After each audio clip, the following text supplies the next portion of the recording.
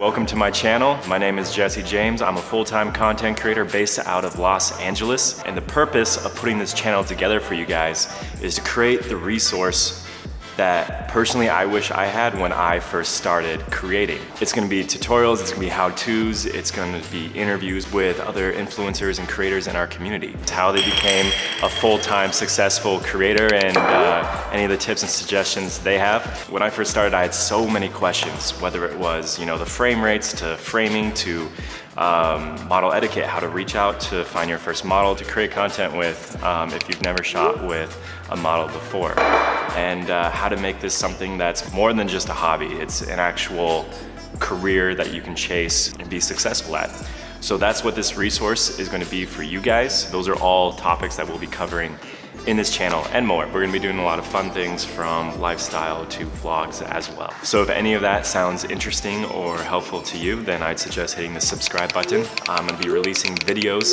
The goal is one a week. Every Monday, I'll be rolling a new one out for you guys. So what are we talking about today? We're not gonna get anything super nitty gritty. We're gonna keep it super fundamental. What I wanted to talk about is a question that I actually get on a fairly consistent basis in terms of people reaching out and asking me, how can they become a better creator faster? How do you take your content to the next tier? How do you improve every single time that you create? Well, I'm gonna give you guys 5 simple ways that you can do that starting today. You can implement these into your daily routine. You can implement them on your next shoot. And this is personally what I do to ensure that I'm always growing. Because if you're not growing, then you're stagnant. And if you're stagnant, in my opinion, you're dying. So, tip number 1.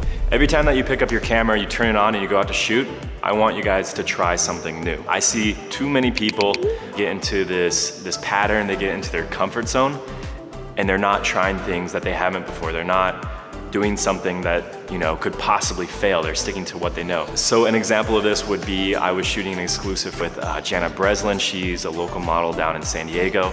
And we're finishing up our shoot. We've been there for like 3 or 4 hours. We were both exhausted. The sun was setting. The beach area that we were in was starting to get crowded. And she said, is there anything else that you want to do? And I was ready to put in the towel, but I said, you got to get that one last shot and you got to try that one thing that you haven't done before. And so basically I had her lay down in the sand, and then I had my camera and we both started rolling. It looked absolutely ridiculous. Because there were so many people on the beach, I used a longer focal length to compress the image and frame it around her. And I'll go into more detail about using different focal lengths to achieve different looks and compressions and really control the background behind your model in a later episode. But point of the story is that I got back in the editing room and I saw this shot where we're just flowing and rolling, and it's beautiful, and it was one of my favorite shots from the entire edit that we did together. So tip number 1 is always be trying something new whenever you pick up your camera, even if you think it's gonna fail. Tip number 2, this is jumping on the back of the first one. That's simply when you're in the editing room, every single edit that you do, try something new. So if you've never done an eye color change before, do that on your next edit. If you've never removed an object from your background, find a way to do that. Maybe it's a new color grading style, maybe it's using a different speed ramp. Every edit that you go through, always try and implement something that you've simply never done.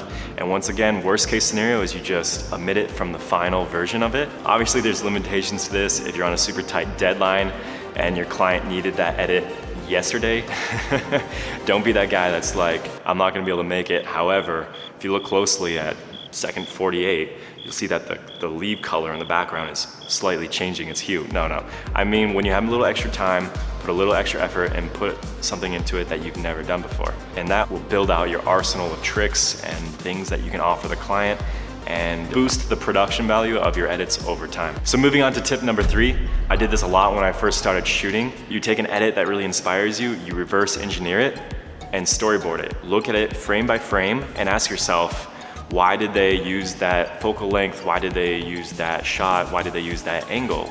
You're looking at the pacing, you're looking at the flow of it, how it moves. Why did they do a super close-up shot on this certain section, but then they decide to zoom out and give you a better perspective on the next? Tip number 4, once again, it's a pretty straightforward one, but I don't see people doing it enough, and that is beginning with the end in mind. Meaning, before you even show up on that shoot, you have the storyboard, you have the vision, you have the progression of your edit, the shots all lined up, whether it's on paper or at least in your head. And that way you can focus more on just getting those shots instead of creating them and having to think it up on the spot. It makes the shoots go faster, your model and your client will appreciate it. It's less time editing and shooting for you. Tip number 5, and that's don't wait until tomorrow. I think that there's too many days when we decide not to create, we decide not to shoot simply because we feel like there's just not that space, that window to create in. I genuinely believe that creativity, it blossoms from adversity, and what that means is that whatever's keeping you from picking up your camera today, whatever obstacle it is, whether it's time constraint, you only have 20 minutes, or maybe you don't have the best location to shoot in, or maybe you don't have someone to shoot with. Whatever it is, instead of looking at that as an obstacle, look at it as a challenge, an opportunity. You only have 20 minutes, great. Set yourself a challenge to create something beautiful in 20 minutes. You don't have the perfect location, fantastic. Learn how to shoot in subpar locations, because when you get to that beautiful, perfect spot, then you'll really be able to kill it. Just making do with what you have, with the time that you have, with the resources that you have. I was shooting a chair in my backyard before I started shooting models. I was shooting on a GoPro before I started shooting on a 1DX Mark II. Simply making the most of what you have right now, because at the end of the day, if you can create something beautiful and interesting with a GoPro and a chair in your backyard, you best believe you can also make something beautiful and interesting when you actually get a professional setup and a model in front of your camera. And this is more about just simply reframing your mindset to see these obstacles, to see these challenges as an opportunity, as something that you can overcome and that will make you a better creator. So those are my first 5 tips for you guys. If you guys have any questions or you'd like me to address any topic specifically, please reach out, send me a message. I'd be more than happy to answer those for you and, even do episodes if there's enough interest in certain areas.